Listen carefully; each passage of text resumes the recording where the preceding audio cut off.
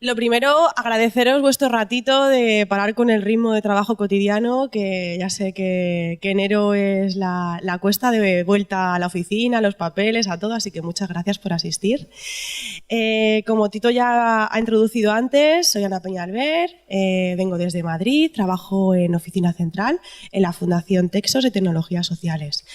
Imagino que casi todos y todas conoceréis ya lo que es la Fundación Texos. Es una fundación entre Cruz Roja Española y Fundación Vodafone España, que aúna esas dos partes, todo lo que son las competencias tecnológicas que ofrece el sector tecnológico de Vodafone, Fundación Vodafone España, y todas las capacidades sociales que tiene y que va almacenando la Cruz Roja Española.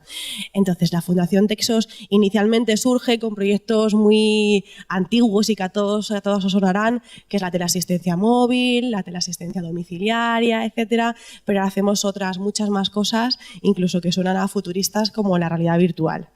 Entonces, bueno, en este contexto de búsqueda de soluciones tecnológicas para cubrir proyectos que se realizan con colectivos vulnerables, abordamos una necesidad que identificábamos durante muchos años, y era que la gente que trabajaba en los proyectos de Cruz Roja, en muchas ocasiones no se les ocurría cómo abordar ciertos proyectos utilizando la tecnología. Nos contaban a lo mejor una problemática y nosotros rápidamente identificábamos, oye, ¿y no has pensado en utilizar una aplicación móvil que te recoja los datos y que te mande directamente al domicilio? Ah, pues no. Entonces, bueno, fuimos identificando que las personas estaban alfabetizadas digitalmente progresivamente, pero que no tenían una alfabetización digital crítica como para seleccionar qué tecnología es adecuada para mí para aplicar en mi trabajo. Entonces, propusimos dentro de nuestra actividad de la Fundación, dentro del observatorio que llamamos social y tecnológico, el hacer unos desayunos TIC. Este es el primer desayuno TIC que hacemos en Barcelona, que espero que sea el primero de otras nuevas oportunidades, y pretende hacer eso, pretende dotaros de ideas, capacidades, pequeñas píldoras, semillas que hagan que esa unión de lo tecnológico y lo social, que hasta ahora estaba tan descontextualizado, tan alejado el uno del otro, ahora tenga la oportunidad de ir de la mano. El ponente que tenemos hoy, Ismael Peña, va a trabajar en esa línea, y la propuesta que trae hoy para el desayuno tecnológico es que no hay desarrollo sin emancipación. Las TIC como oportunidad estratégica. Ismael ha colaborado con Cruz Roja en temas de cooperación y TIC y cooperación, y creo que tiene casi toda la línea. Le preguntaba antes de empezar, digo, leo todo tu currículum que tienes aquí de la Huerta de Cataluña, de doctorado, de tal, y bueno, yo creo que lo más interesante es que él mismo tome la palabra, que nos introduzca en el tema, que creo que es bastante novedoso para todos. Gracias. Bueno, gracias por los que vais a aguantar la próxima hora o 2 horas que estemos aquí juntos, no hablando yo todo el rato, espero. Y sobre todo os explico cuál es la aproximación que he tomado o por qué vamos a ir de esta forma. Más que muchas soluciones específicas, más de tecnologías aplicadas que se están dando en el mercado o en el ámbito de la cooperación, lo que pretendo yo en los próximos minutos es daros herramientas un poco para justificar el por qué ese apoyar la tecnología hoy.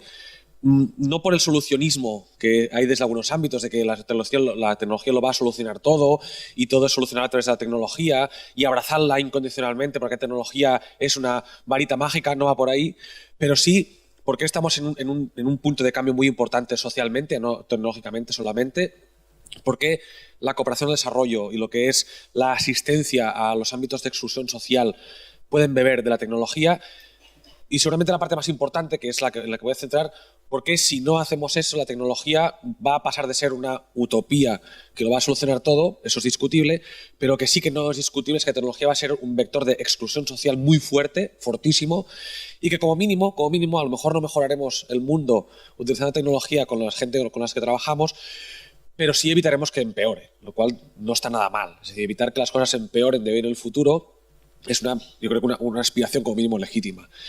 Lo que voy a intentar explicar es precisamente eso, que Internet multiplica lo que tenemos en el terreno, multiplica las cosas buenas y las cosas malas, que es un vector de exclusión muy fuerte y que no es solamente el uso de la tecnología, por eso hablo de la emancipación, sino el uso emancipador. La gente va o a estar mejor o a estar peor, pero es muy difícil pensar que en un futuro próximo el uso de tecnología nos vaya a dejar igual. Bueno, ahora lo explicaré, pero por el impacto que está teniendo, por la aceleración de los cambios, etc.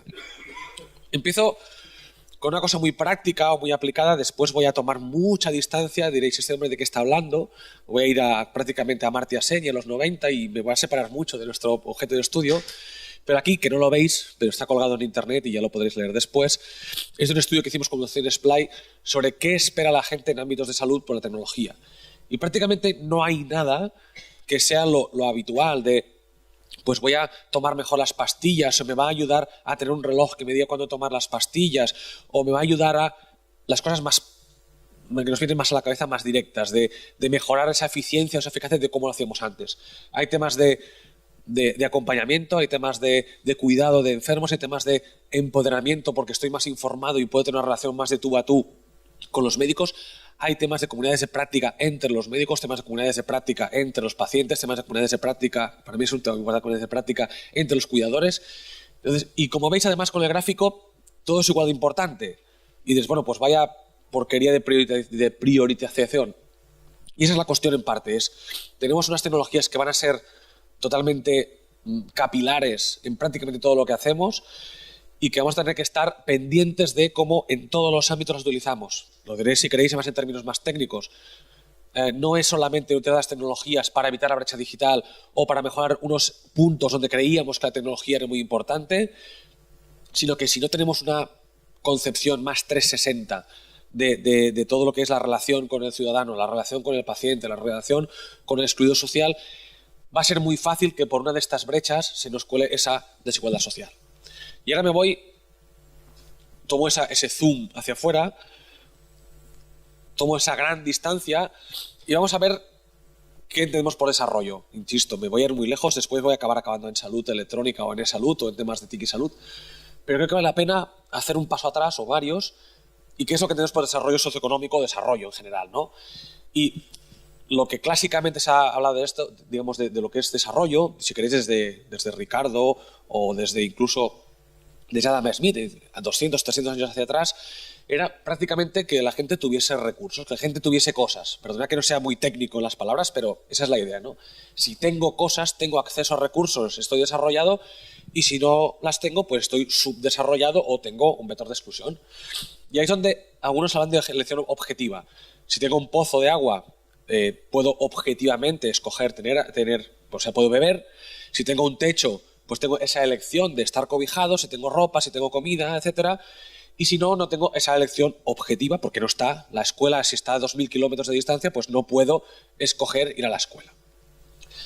En los 90, alguien llamado Amartya Sen y después toda la gente que viene después, desde Naciones Unidas, el Índice de Desarrollo Humano, etcétera, dicen, igual no basta con tener una escuela cerca de casa, no basta con tener determinados accesos físicos a los recursos, sino que hay que tener esa especie de voluntad o esos valores de querer utilizar eso. Si queréis, el ejemplo que más nos viene a mano a menudo es, hay escuelas en la mayor parte de los países del mundo, pero en algunas culturas, por ejemplo, la mujer no está bien visto que vaya a la escuela, porque eso es cosa de hombres.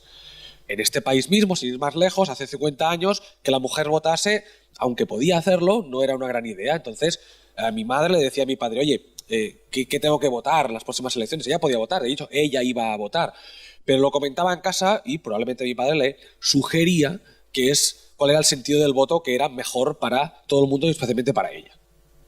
Insisto, 50 años, voto en España universal, pero todavía unos valores que privaban a alguna gente de ir. En el caso, si queréis, para no irnos tan lejos, en la burbuja de lo que era, digamos, la construcción y el tema inmobiliario, mucha gente tenía una escuela pública al lado de casa y decidían que era mejor ir a poner copas o ir a poner ladrillos que seguir formándose para tener una FP o una carrera y tener en un futuro, como se demostró después, bastante más cercano de lo que se creía, la oportunidad de no estar en el paro.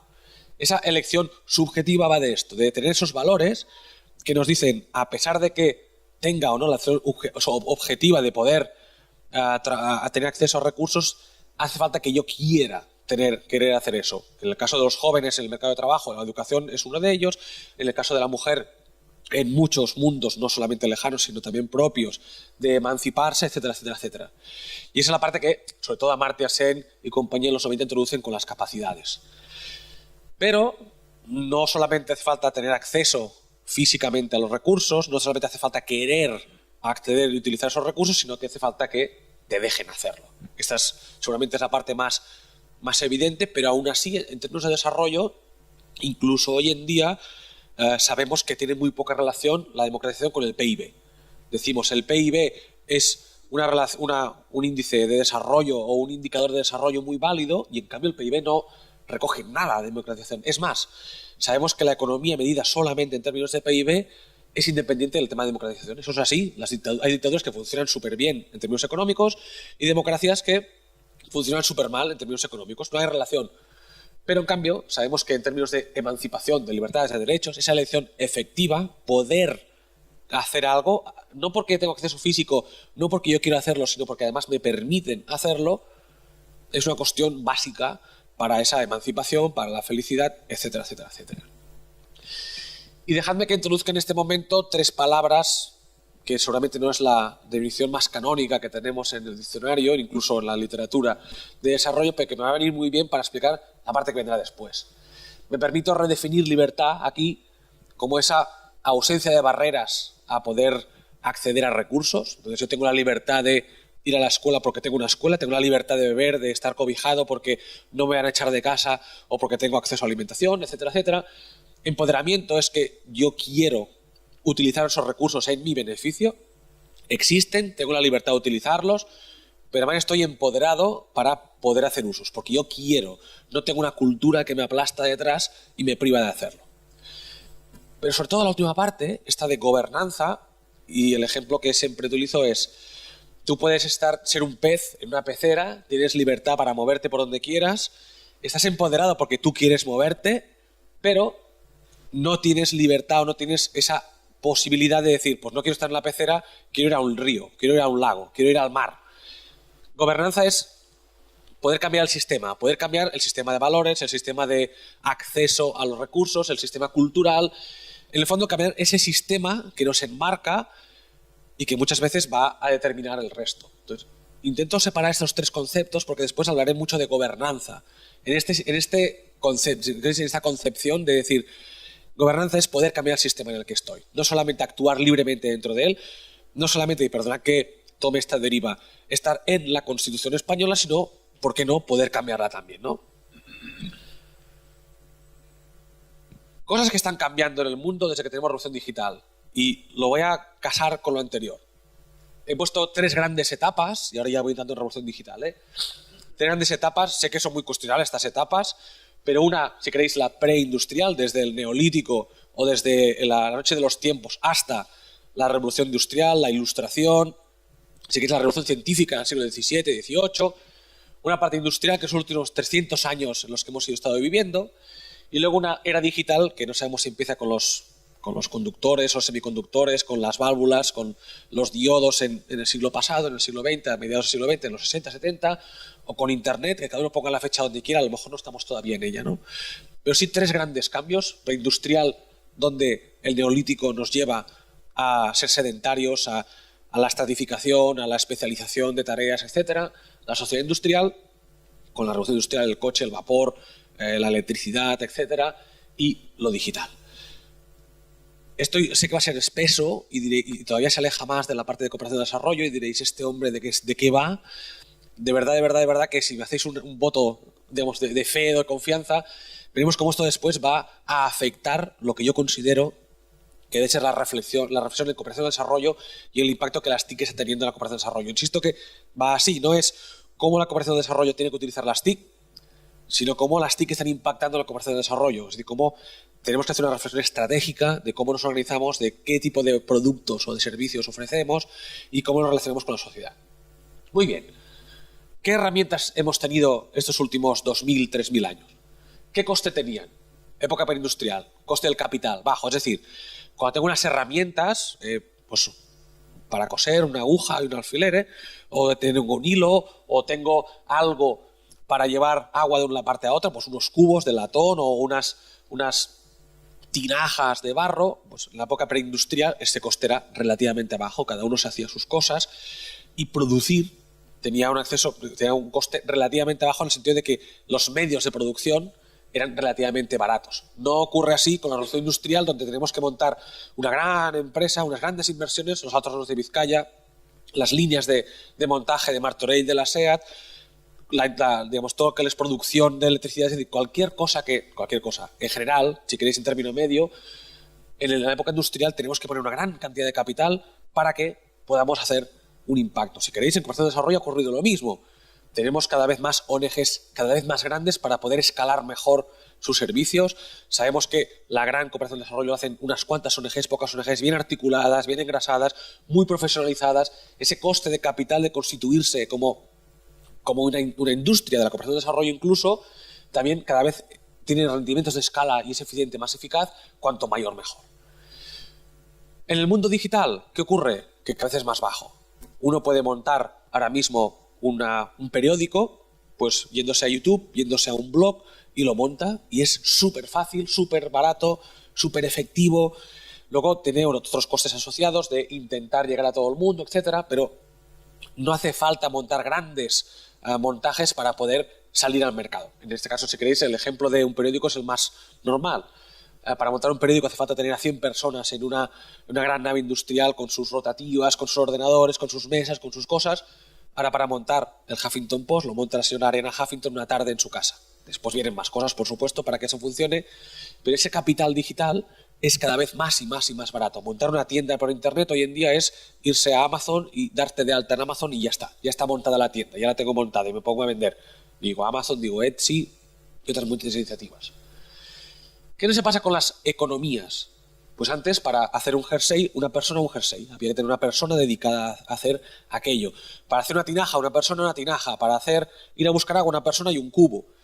Con la sociedad industrial, cuanto más cosas hacemos, más escala tiene. Tenemos esas escalas de producción donde es mucho más eficiente hacer millones de coches al año que no hacer un coche a mano, que es lo que sería la etapa preindustrial.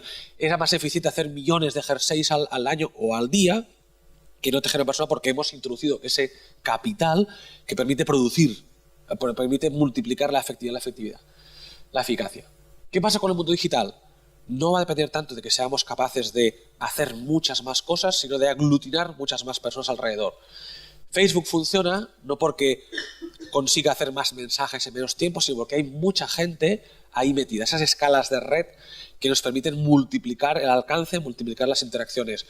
No estamos en Facebook en lugar de en otro sitio porque sea mejor o peor. La tecnología es prácticamente la misma porque ese capital es prácticamente el mismo. No estamos en Amazon porque la tecnología sea mejor que otra tienda online, sino porque hay mucha más gente ahí metida. Esas economías de red, de poder llegar a mucha más gente con la menor inversión, es la más importante.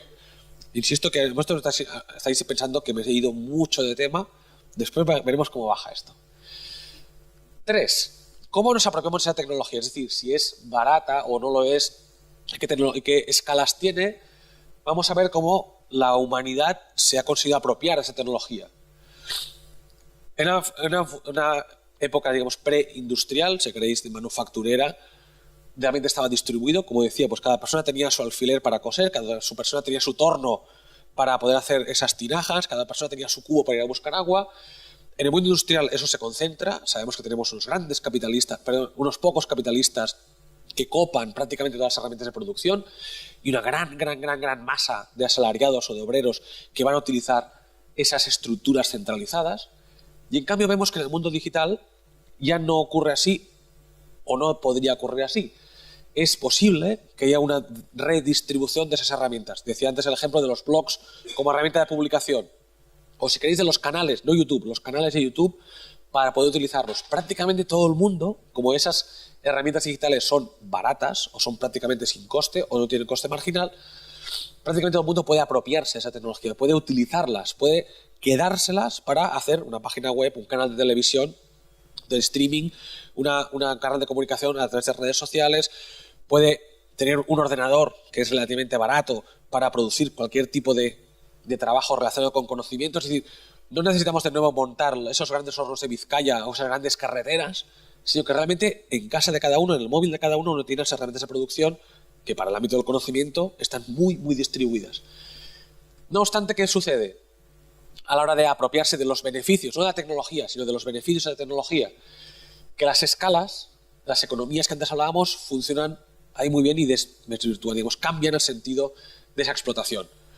La parte distribuida está muy clara. Yo hacía una tinaja, podía vender una tinaja. En la época industrial, esa concentración del capital hace que los beneficios también se concentren en los accionistas, en los capitalistas, pero, y aquí viene la primera gran disyuntiva, que es donde voy a incidir después, a la hora de apropiarme no de la tecnología, sino de los beneficios de la tecnología, vemos una tendencia de nuevo a concentrarse. He hablado de Amazon, yo puedo montar una tienda en Amazon, pero los beneficios son monopolistas. Los monopolios de Amazon, de los Ubers, de los Facebooks, de los Googles, etcétera, cada vez tienden más a la concentración. Y aquí abro brecha ya en lo que es la parte de empoderamiento y cómo utilizamos la tecnología en casa y para nuestra gente. Seguramente esa parte de distribuir la tecnología, esa posibilidad de democratizar el acceso a la tecnología, está cada vez más en entredicho con la apropiación de los beneficios. Nuestro deber en general como ciudadanos y en particular como administración o gente que trabajamos para la solidaridad, el desarrollo, el empoderamiento, la cooperación, etcétera, está en esa dicotomía, en cómo conseguimos que las personas con las que trabajamos se apropien de la tecnología, pero pueden apropiarse también de los beneficios de esa tecnología. Si hacemos que personas puedan utilizar la tecnología, pero solo para ser datos o para ser siervos o parte del consumo de esos monopolios tecnológicos, algo estamos haciendo mal. Si conseguimos que también puedan aprovechar esas economías de red para apropiarse del beneficio, vamos a ver si hemos conseguido no solamente que formen parte de un nuevo sistema capitalista, sino también que puedan empoderarse de ello. ¿Cómo? ¿Qué está pasando? Pues no lo sabemos. Igual nos quedamos sin saberlo. Uy, se ha escogorciado bastante. Venga. Ahora, vamos a ir por ejemplos, distintos ejemplos que están pasando en la economía, en la cultura, en la sociedad en general, y luego vamos a salud y vemos cómo nos están esos cambios que están, esas tensiones entre cómo apropiamos la tecnología y apropiamos el beneficio, cómo se están dando en distintos ámbitos de la sociedad, y lo vamos después a enfocar en los ámbitos de, si queréis, de sanidad o de salud, o de, digamos, de envejecimiento activo, que forma parte, yo creo, también de salud, y qué reflexiones nos suscitan a nivel de cooperación o desarrollo en estos ámbitos. Tensiones que están dando, por ejemplo, en la economía.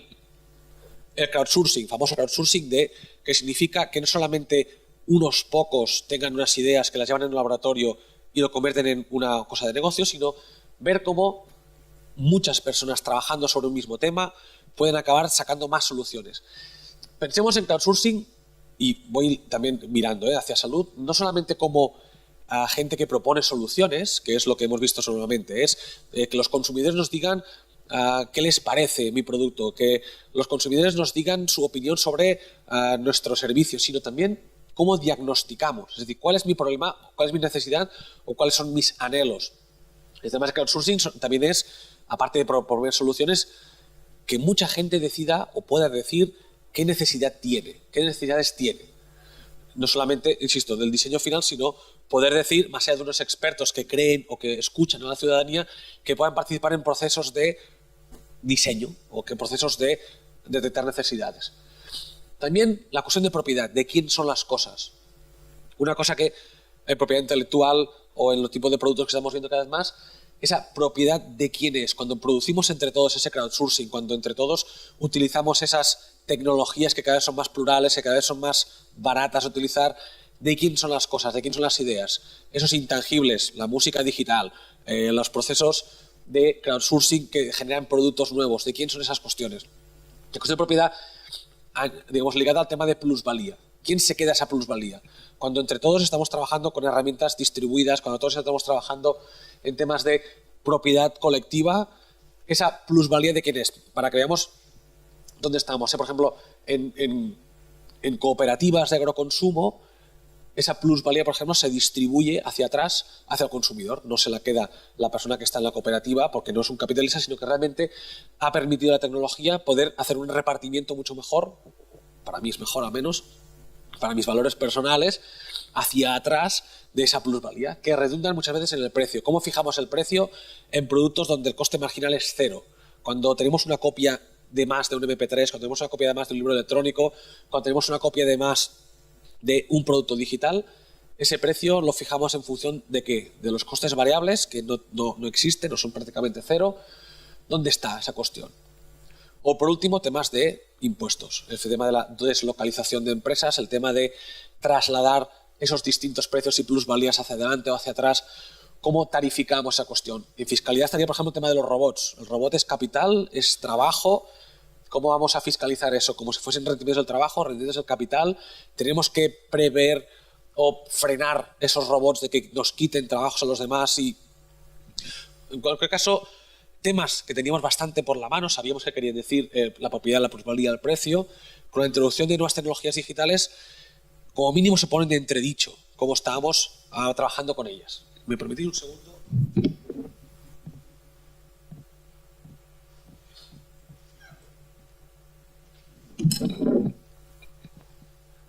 Temas de producción, y lo separo un poco de economía porque la economía es un poco más global, pero en el caso de ya cómo hacemos las cosas. Las nuevas tecnologías nos han permitido que esa colaboración y esa cooperación sean mucho más reales o incluso sean más hegemónicas que no en otros aspectos. Y para que no parezca tanto, digamos, el hablar de... Gracias. La cuestión de colaborar en un pasado era muy caro, tenía unos costes muy altos de juntar físicamente y en el mismo tiempo a unas determinadas personas. Hoy en día sabemos que ese juntar a las personas al mismo tiempo, en el mismo espacio, es prácticamente irrelevante, no hace falta o puede ser mucho más puntual, y esa cooperación nos permite que no tengamos que reinventar la rueda. Es una buena pregunta ver si en cooperación de desarrollo, por ejemplo, estamos, que es un gran clásico de la cooperación de desarrollo, no de ahora, sino de los últimos 40 años, estamos cooperando o trabajamos juntos, trabajamos en red. Realmente distribuimos distinto, el conocimiento lo distribuimos distinto, estamos trabajando distintamente, trabajamos de una forma descentralizada donde cada uno puede especializarse o seguimos trabajando en jerarquías. Sabemos, y ahí tenemos estudios donde en sectores intensivos en conocimiento, esas distribuciones, ese trabajo en red es mucho más eficiente, más eficaz. Eficiente significa que consigo hacer lo mismo con menos dinero, eficaz significa que consigo alcanzar más objetivos de la misma forma o que consigo alcanzar más objetivos. Probablemente tenemos datos que nos dicen que esas tecnologías de red, esas economías de red hacen que podamos ser más eficientes distribuyendo la toma de decisiones, distribuyendo el trabajo, distribuyendo los recursos, aplanando las jerarquías, etcétera. Entonces, una primera cuestión o relevante, o una segunda o tercera, es cómo estamos adaptando, ya no solamente internamente como cooperación de desarrollo, como empresa del tercer sector, sino también esa distribución incluye, en este caso, el beneficiario final. Estamos trabajando con él de forma horizontal, estamos trabajando con él de otra forma, lo incluimos en nuestros procesos de producción. Luego ahondaré en la cuestión de salud, pero es una cuestión que está muy en entredicho o que está muy minada en sus fundamentos, cómo estamos trabajando. Y por último, temas de cola larga. Sabéis que cola larga lo que nos implica es que no tenemos ya por qué enfocarnos solamente en las 3 o 4 cosas donde somos más eficientes, sino que la digitalización de procesos y de estructuras nos permite llegar mucho más lejos a las grandes minorías o a esa larga cola de minorías, de enfermedades raras, por ejemplo, de gente que queda fuera de esas mayorías, que es donde somos más eficientes y más eficaces. Cuando cambia el concepto de eficacia y eficiencia, podemos realmente llegar a muchas minorías que ellas sumadas son tan grandes como esas 2 o 3 mayorías, pero que los hemos dejado fuera. Hablo en temas de producción aquí, de producción de bienes y de servicios, pero que en el ámbito de la cooperación también es muy importante. Cómo incorporamos a esas enormes minorías o esas múltiples, si queréis, o mayoritarias minorías que antes dejábamos de lado. Temas de aprendizaje. Voy tocando cuestiones, digamos, de la economía de la sociedad. Seguramente este es uno de los más bestias, también el que tengo más presente por mi especialización personal, pero cómo ha cambiado ese empoderamiento, ese trasladar al ciudadano, al aprendiz, la posibilidad de formarse, de informarse, de fijar sus propias rutas de aprendizaje, de entender sus necesidades. Por una parte podemos aprender en cualquier parte, en cualquier momento, y eso es una cuestión trascendental, ya no hace falta coincidir el tiempo ni el espacio para aprender. Además, sabemos también por los cambios que estamos teniendo cómo va a cambiar esa necesidad de poder dedicar una parte de nuestra vida a formarnos y después aplicarla en el resto de nuestra vida como digamos, como usuarios o como profesionales, sabemos que vamos a necesitar a lo largo de la vida estar formándonos. Esa palabra que viene después, eutagogía, que es el aprendizaje autodirigido, esa necesidad que tenemos ya de ser capaces de detectar nuestras necesidades, nuestros objetivos de aprendizaje y luego, entre medias, formar un diseño digamos, una pauta de aprendizaje autodirigido según mis necesidades, etcétera, ese aprender a aprender, etcétera. Cuestiones como reputación, calidad, acreditación, certificación, que están perdiendo su significado o como bien ven cuestionado su certificado. ¿Quién certifica? ¿Quién acredita? ¿Qué es calidad en aprendizaje? Seguramente antes estaba muy claro, había grandes monopolios de la formación, llámese universidades, llámese Ministerio de Educación, llámese escuelas, llámese profesores, que no digo que vean cuestionar su reputación, su legitimidad, pero sí qué tareas pueden ejercer y hasta qué punto pueden ser crowdsourcingadas, es decir, hasta qué punto pueden ser distribuidas o pueden ser llevadas fuera. Sé que no estoy inundando conceptos, después intentaré hacer un clac para ver si todo cuadra. Temas de cultura, más o menos lo he ido tocando también en temas de economía, pero de nuevo, esa idea de producción, ¿qué es producir en cultura? Un remix es cultura, mezclar distintas a productos culturales es cultura, no lo es. Tuitear es cultura o nos da más conocimiento o más información. Ese tema de co-creación, que digamos Miguel Ángel lo tenía difícil para estar pues picando su David ahí en su mármol, que varias gente, aunque es verdad que lo hacía así, pero que varias gente estuviese trabajando sobre el mismo David de Miguel Ángel. Hoy la co-creación, donde podemos distribuir las herramientas, distribuir los recursos, distribuir la toma de decisiones, podemos realmente crear de forma descentralizada. Eso nos lleva a temas de producción, nos lleva a temas de aprendizaje, nos lleva a temas de economía, cómo comercializamos, cómo prototipamos, es decir, en el ámbito cultural, y ahí lo abro no solamente a lo que es la industria cultural, sino a todo lo que es la creación de una cultura, de una identidad, cómo se pone en entredicho, cómo está cambiando el paradigma, temas de democracia, seguramente estos 5 estadios de la democracia, ¿quién decide qué es lo que decimos? Ese diagnóstico, ¿no? ¿Quién decide qué es lo que necesitamos o cuáles son nuestros anhelos? Antes eran unos representantes públicos, porque era muy caro, era muy ineficiente que fuésemos entre todos. Seguramente podemos abrir a nuevos espacios más deliberativos, más democracia directa, que nos permitan decir entre todos qué es lo que necesitamos, cómo deliberamos, cómo discutimos entre nosotros qué es lo que necesitamos, qué es lo que queremos, qué opciones hay, qué pros y contras tiene cada una de esas opciones, cómo alineamos esas opciones con nuestro sistema de valores y negociamos, qué es lo que no queremos renunciar a lo que sí queremos renunciar o a lo que sí podemos renunciar a cambio de lo que no queremos renunciar, cómo decidimos entre todos, cómo cogestionamos esa toma de decisiones. Es decir, hay cuestiones en democracia, en la toma de decisiones públicas, y democracia puede ser tanto a nivel, si queréis, más político o también de una organización o de decisión de lo que me afecta a mí mismo, yo como paciente, por ejemplo, cómo vamos a co-decidir entre el médico, el cuidador y yo, entre todos, qué es lo que mejor me conviene, porque viene ya bien modificado por el tema de cómo es entendido aprendizaje, cómo entendemos la producción, etcétera. Y por último, tema de salud o sanidad, pues temas que, bueno, ¿qué es la historia médica, por ejemplo? Antes era un papel que estaba en un hospital, seguramente ya no es solamente así, tenemos datos o metadatos de comportamientos que están afectando eso, para que no parezca, para concretar un poco, a gente que se toma sus propias medidas, diabéticos que con una aplicación van cada día, varias veces al día, a tomarse sus medidas propias de lo que han comido, de lo que han gastado, de la insulina que han tomado, y tienen esa historia médica descentralizada que no tiene nada que ver con la historia médica que tiene el médico, que lo ve una vez cada mes, pero está ahí, tiene esos datos, esos metadatos, esos microdatos de su comportamiento diario con esa aplicación. Hablo de diabetes, pero hay muchos más casos de pequeñas, digamos, aplicaciones o formas de ir midiendo esa historia médica según mis comportamientos, etcétera. Podemos hablar de todo el tema de medir los pasos que doy cada día, medir las calorías que ingiero, etcétera, etcétera, pero que forman parte de esa nueva historia médica que ya no solamente, insisto, ese diagnóstico que me hace o ese seguimiento que me hace el médico una vez cada 4 meses o 5 meses.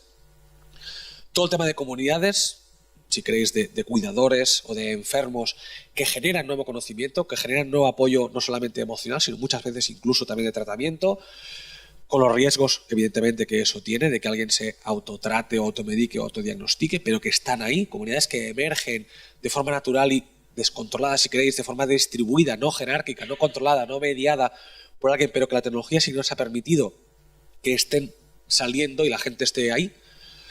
Pacientes que ya no son meros agentes pasivos que esperan a que el médico les diga el qué, sino que se informan, que están trabajando entre ellos, que aprenden, que se ejercitan en el propio control de las cosas, que toman iniciativas propias, y eso no es automedicarse, ¿eh? Iniciativas propias es poder informarse mejor o peor sobre las cuestiones que les pueden afectar, sobre lo que afecta a sus pacientes, también es cuidadores, por ejemplo, gente que intenta pensar en comunidades prácticas, es decir, una nueva forma de ser paciente que forma parte de, para bien o para mal, de las oportunidades que nos da la tecnología hoy en día.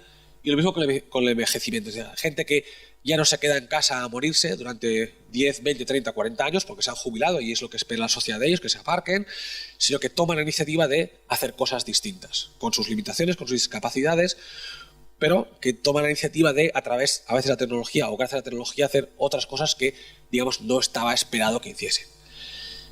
Y ahora lo pongo así porque somos capaces de todos estos palabras y conceptos ponernos alrededor de una sola cuestión. Podría haber puesto, en lugar de salud en el centro, podría aprendizaje y salud estaría en un lado, o economía. Ya he tapado las otras cuestiones, pero una de las cosas, digamos, o de los principales mensajes que quería llevar esta mañana aquí es precisamente esto. Lo que la tecnología digital nos está llevando ahora es que nos difumina grandemente, por no decir del todo, las barreras que antes habíamos puesto en cada uno de los sectores y los apartados de la sociedad.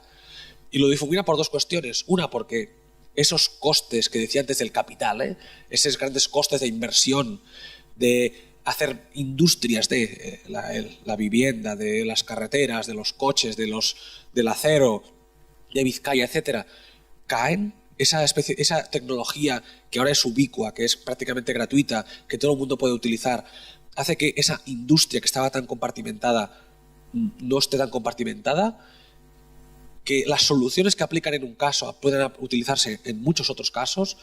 Insisto, estamos en ámbitos intensivos en conocimiento. Para sacar agua de un pozo va a haber que utilizar bombas y va a haber que utilizar pues grandes oleoductos o gasoductos o acueductos o lo que sea.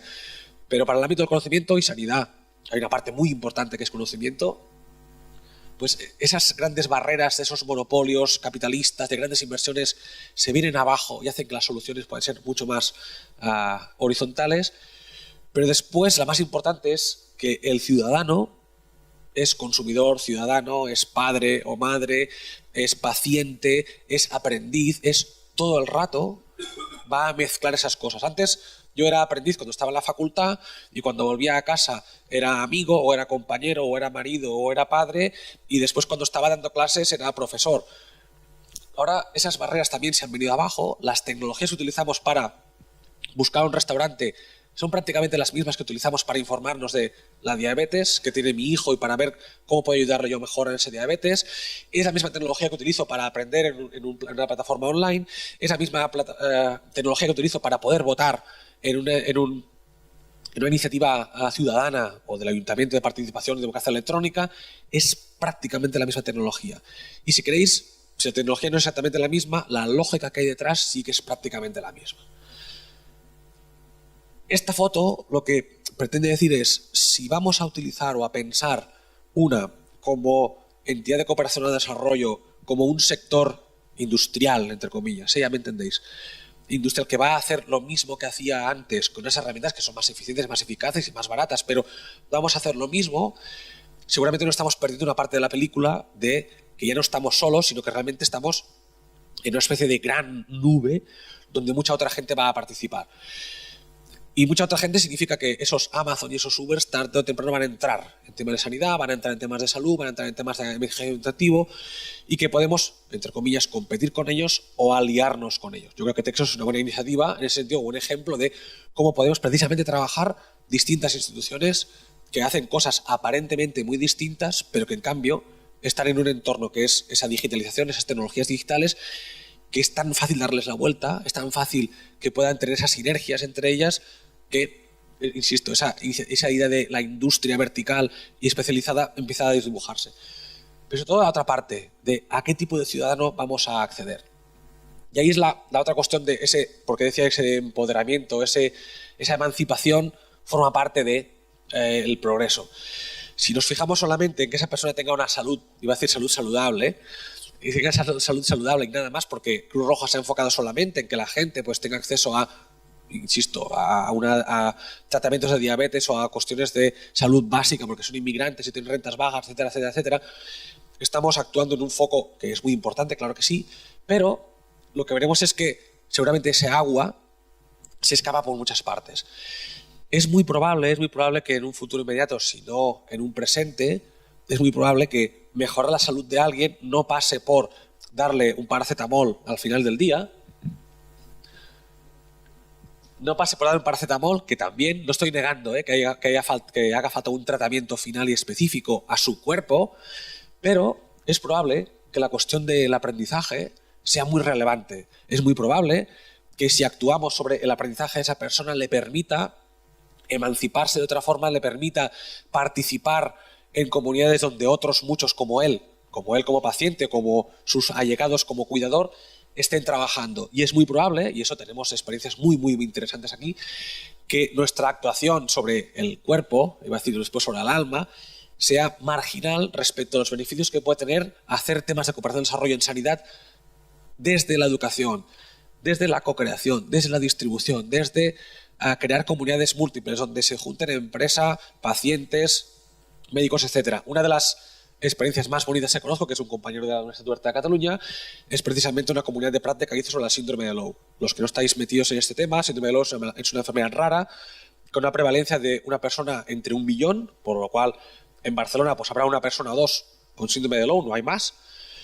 Entonces lo que se encontraba la gente en general era que, uno, costaba mucho de diagnosticar, dos, una vez diagnosticada era imposible saber el tratamiento de esa persona porque está muy mal documentada, lógico, porque solo hay en España, pues por estadística, unas 50 personas que lo tienen, y todavía más importante, era casi imposible tener una comunidad de cuidadores que pudiesen ayudarse entre ellos para cuidar a esa persona. Y por supuesto la investigación fuera de todo viso, no solamente porque es una enfermedad rara y nadie invierte en la resolución o la investigación de esas enfermedades, sino porque además conseguir datos sobre esa enfermedad era prácticamente imposible porque eso, una persona entre 1 millón es prácticamente imposible.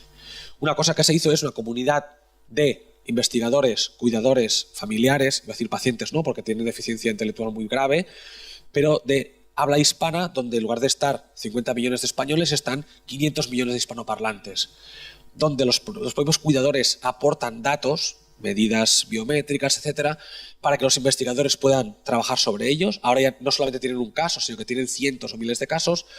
Y además, a partir de ahí, los cuidadores, pues tanto médicos como enfermeros como familiares, pueden promover o pueden proponer cuestiones y ver cómo funcionan, porque además los cuidadores o los padres, los familiares, pueden responder a cómo esas cuestiones van funcionando en función de los casos. ¿En qué punto está esta comunidad de síndrome de Lowe, donde se investiga, se cuida, se proponen tratamientos, aunque sean paliativos? ¿Dónde está? Seguramente no está en ninguna parte y está en todas. Pongo este ejemplo porque está una parte en aprendizaje, en investigación, hay una parte que es estrictamente de salud, claro que sí, hay una parte de producción, le llaman cultural si queréis, pero es investigación, es parte del mismo. Hay una parte de industria donde incluso la farma podría estar interesada en estar ahí dentro, donde ahora tiene una masa crítica sobre la cual investigar y hacer tratamiento, donde antes no había masa crítica. Entonces, esa idea de todos los miles de cambios que está yendo, pequeños, a nivel de esos pequeños o esa miríada de cambios que a veces creemos que es solo un tema de la industria musical, que es un tema de la industria cultural, que es un tema de la producción de las bambas o el diseño de unas zapatillas deportivas, de que hace una marca, etcétera.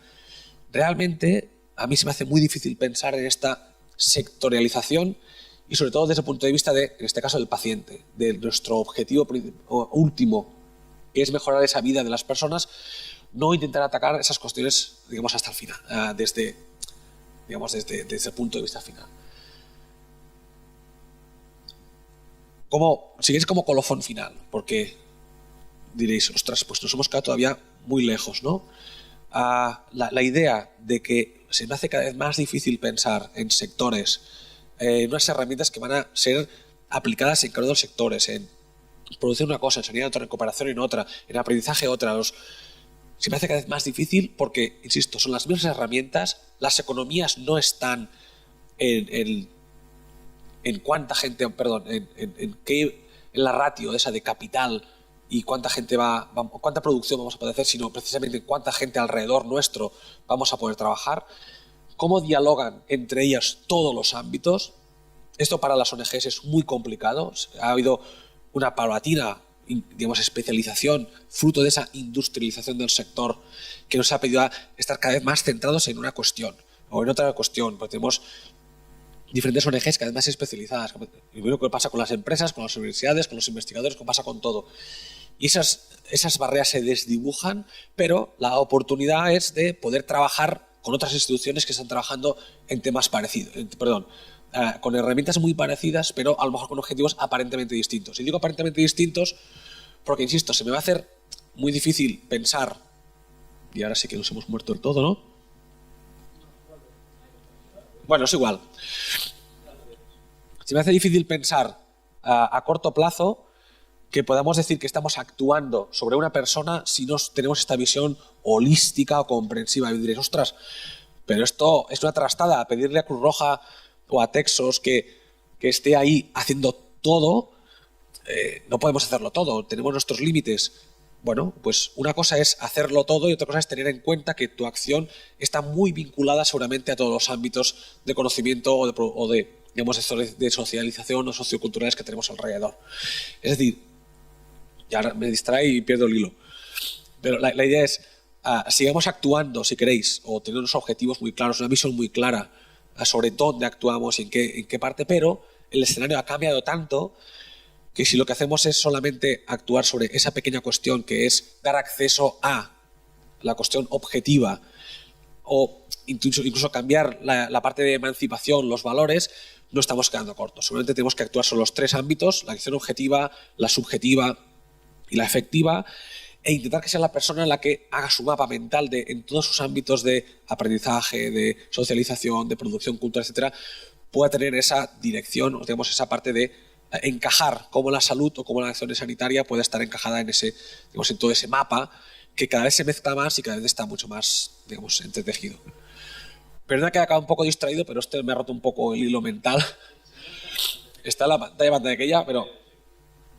Y yo, si queréis, lo dejo aquí y abrimos debate, abrimos interpretaciones varias, etcétera.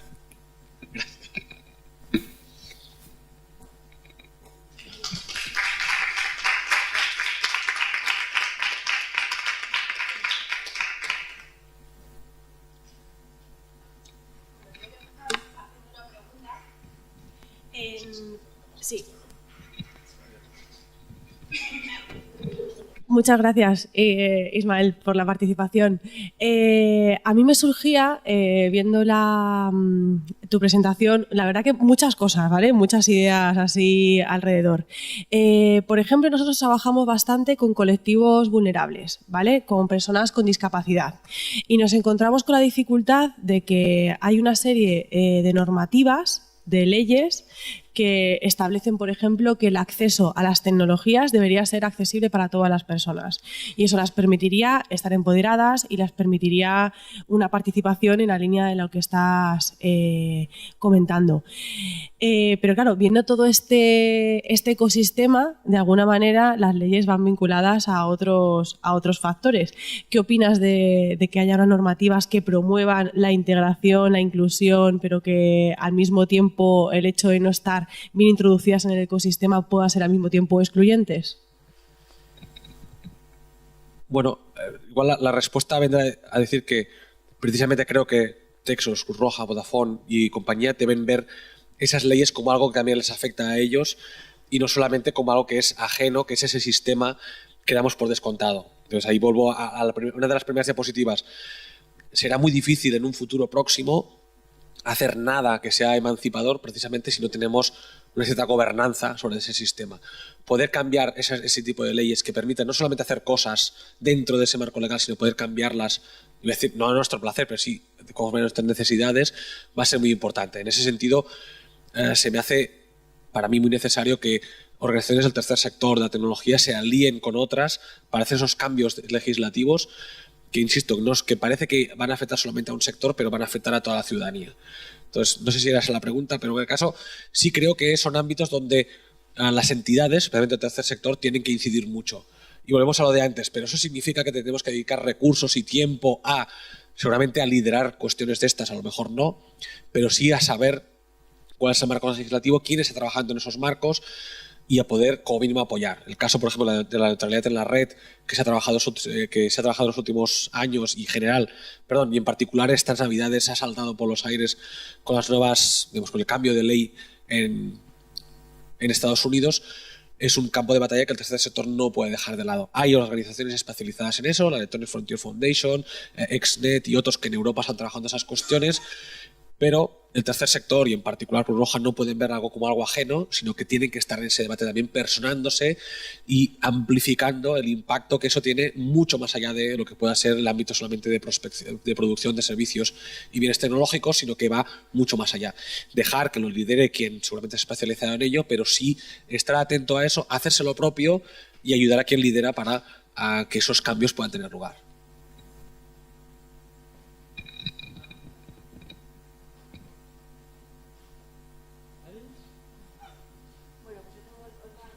Para compartir. Una de las iniciativas que estamos llevando a cabo en la Fundación Texos es un proyecto que se llama Orientatec. Este proyecto surge después de varios años de trabajo dentro de la fundación, en la que, por ejemplo, recibíamos a lo mejor al mes 4 o 5 empresas con productos de teleasistencia, que algunos de ellos o no funcionaban o estaban directamente diseñados para no sé qué tipo de colectivo.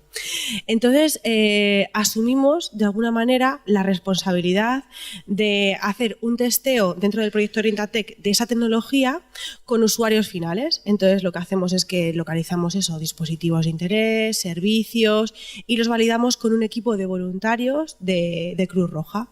Y ponemos a disposición en la red, en nuestra, que es ahora mismo el medio que estamos utilizando, la experiencia de los voluntarios y, por una parte, tenemos como una valoración técnica de, oye, este dispositivo funciona y hace lo que dice que hace, y luego está la valoración social. Es decir, una persona encarna el rol de una persona mayor, por ejemplo, se lleva a su casa, lo utiliza y expone su opinión en la red. Y luego la gente puede opinar al respecto. Es un proyecto que lleva muy poquito tiempo, empezamos a mediados del año pasado y poco a poco estamos involucrando a más asociaciones de personas con discapacidad, están también participando más voluntarios con diversos perfiles, y ahora viendo también igual todos estos elementos, por ejemplo, creo que hemos dejado fuera a la parte de la investigación, porque estábamos colaborando con los proveedores de los dispositivos tecnológicos, dándoles el feedback, oye, mira, pues este botón sería mejor que fuera más grande porque es más ergonómico, pensado para este usuario, sería más interesante que fuera este servicio más seguro, dándole toda la información de lo que tiene que recibir la persona, y hasta ahora no habíamos involucrado a las universidades. Entonces es verdad que viendo todo esto, que quizás sería un agente clave, ¿no?, para tener al tanto. ¿Qué te parece esta iniciativa? Estaba bastante de acuerdo hasta que he dicho universidades. No por las universidades en particular, aunque también... Exacto. Por ejemplo, el envejecimiento activo, que tiene que ver con nuestros servicios que Cuando digo universidades, no porque las universidades no tengan que estar, sino porque precisamente una cosa, digamos, interesante de esta nueva difuminación de las barreras es que cualquiera, y ahí pongo muchas comillas si queréis, pero cualquiera puede ser un investigador, cualquiera puede aportar ideas. Entonces, hay una parte que puede ser más formal, que es intentar llegar a las universidades que están especializadas en temas de salud, de tecnología o de e-salud, e intentar que estén ahí metidas, que hagan de investigación, que hagan desarrollo, pero también intentar abrir a otros ámbitos de gente que, sin ser investigadores formalmente, sí que tengan opciones de poder hacer aportaciones grandes. El ejemplo, si queréis, es una frivolidad, ¿eh? Ahora lo digo así y sé que es poco serio, pero de poder hacer hackatones, por ejemplo, donde tú haces una llamada a la comunidad social, digamos, todo el mundo, y decir, tenemos un problema, un reto, vamos a, durante 24 horas, durante 48 horas, juntar a toda la gente que esté interesada en esta cuestión y que aporten ideas, tanto de diagnóstico, cuál es el problema real, porque igual vosotros sabéis cuál es el problema, pero igual el problema es otro o es no exactamente ese, sino que pivota un poquito hacia otro lado. A partir de ese mejor diagnóstico, hacer propuestas de hacia dónde debe ir la solución y después hacer prototipados, es una forma de no solamente enfocarse en la parte esa más formal, en esos silos que antes decía sectoriales, ¿no? En este caso sería el silo de la investigación que se han cerrado en la universidad, sino de poder abrirlo. Poder abrirlo seguramente hace falta que cuente con la universidad, que te ayude a tener una metodología, a tener una forma de medir el impacto, de pautar los desarrollos, pero de nuevo esa idea de abrir para que esa investigación no sea solamente en ámbitos formales, sino que puedan concurrir agentes que seguramente no son ignorantes en el tema, entonces tienen algo que aportar, pero que sí que formalmente a lo mejor no están metidos dentro de lo que es formación, investigación. Entonces vuelvo a lo de antes.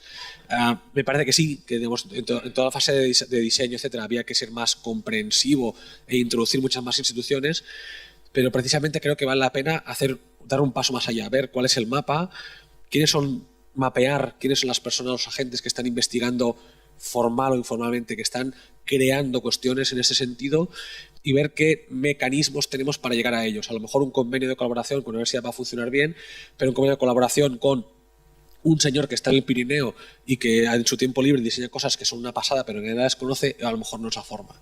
Entonces veamos qué tipo de instrumentos tenemos, más allá del convenio de colaboración específico con la universidad, que me parece bien y tiene que estar ahí todavía, pero cómo eso lo amplificamos para que podamos llegar a más agentes, a más voces y que puedan concurrir de forma distinta. Entonces, creo que esa parte sí que vale la pena. Es ahí donde decíamos, ostras, identificamos cuál es el eje, que a lo mejor es la universidad, pero alrededor de ese eje van a pivotar muchas otras cosas que antes las dejábamos fuera y ahora pueden estar dentro.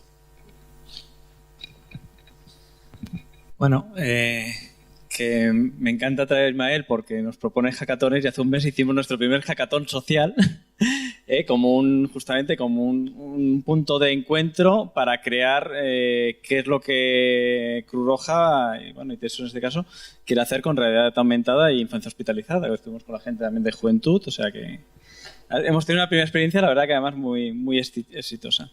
Yo te iba a hacer un planteamiento. Tiene que ver mucho con lo tuyo y no tanto, pero como yo sé que eres muy experto en muchas cosas, últimamente se dice mucho que dentro de unos años la mitad de la información, o el 40%, me da igual, de la información que se lleve por Internet será falsa. ¿Vale? Yo sé que el concepto falso también hay que cogerlo muy entre comillas porque también tiene que ver muchas veces con los valores y tal, ¿no? Pero tú antes hablas del tema de comunidades y has puesto un ejemplo de una comunidad muy positiva, pero sabemos que en Internet hay comunidades muy negativas, ¿no? Y cuando introducimos temas de anorexia, bulimia, acoso, pim pam, ¿no? Y yo también entiendo que el posicionamiento que tenemos que tener como la ONG es un paso más allá, ¿no? O sea, más allá de la información que tenemos en la red, realmente tenemos que crear comunidad y tenemos que crear contenidos de aquello de, oye, mira, pues nosotros entendemos la relación entre personas de esta manera, entendemos que la bulimia es esta, entendemos que un masaje cardíaco se tiene que hacer así, no de otra manera, ¿no? Pero todo este tema de la información falsa y el cómo se puede regular de las entidades, o sea, es un tema que ¿qué crees que se puede hacer para luchar justamente contra la desinformación? Bueno, eso es una opinión muy personal porque tiene muchas aristas y la verdad es que no creo que haya una solución grande, y la solución que siempre decimos los académicos es formación, y eso viene a mucho largo plazo, entonces se hace muy difícil, ¿no? Pero prácticamente hay dos estrategias que se están llevando a cabo ahora mismo, y si queréis el gran ejemplo es el gobierno chino, que para algunas cosas lo hace, si queréis, para los objetivos que lo hace no es el mejor, pero es muy eficiente. Uno es prohibir la información mala. Eso en un ámbito como el chino, digamos, ciertamente dictatorial, pues es fácil, porque llevas a la gente a la cárcel o los haces desaparecer físicamente y ya está.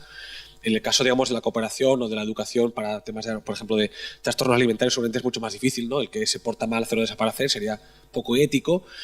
Y otra cuestión es hacer todo lo contrario, digamos, inundar la red, en este caso, de información buena, o como mínimo de referentes buenos, tanto las dos clases. Es decir, de cuantitativamente ensombrecer o eclipsar la información mala. Eso, por ejemplo, el gobierno chino, insisto, lo está haciendo muy bien. Tiene miles de personas haciendo propaganda política en Internet que ensombrece o eclipsan las pocas opiniones malas que pueda haber.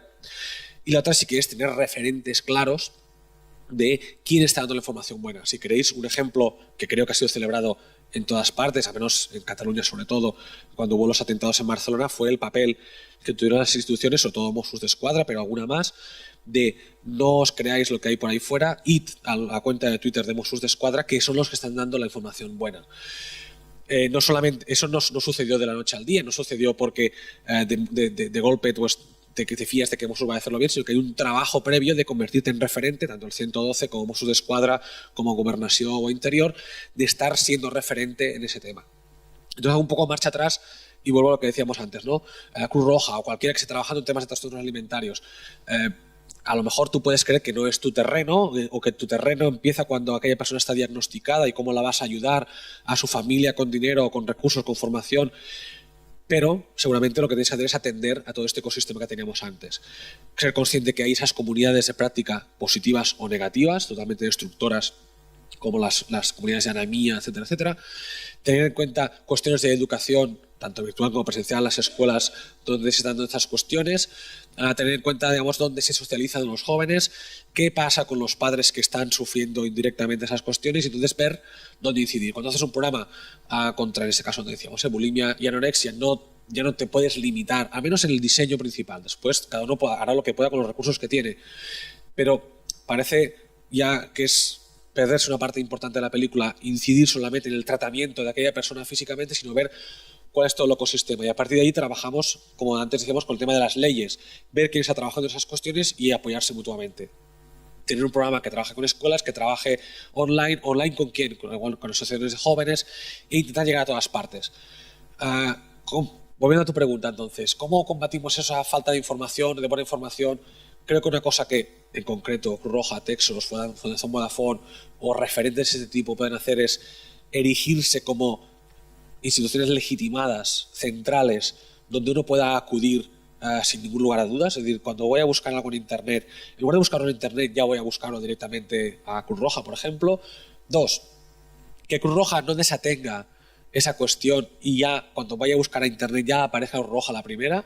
Y esto no es solamente una cuestión de posicionamiento SEO y compañía tecnológico, sino como he hecho muchas cosas, como he hecho muchos partenariados, como he hecho muchos proyectos compartidos, cuando la gente va a buscar ya aparecerá mi iniciativa, aunque yo solamente la haya apoyado un poco, solamente la haya vinculado un poco, vehiculado, etcétera, pero sí aparecerá esa iniciativa. Entonces, cuando la gente va a estar allí, ya la va a encontrar. O intentar, insisto, que en esas comunidades de malas prácticas uno pueda entrar.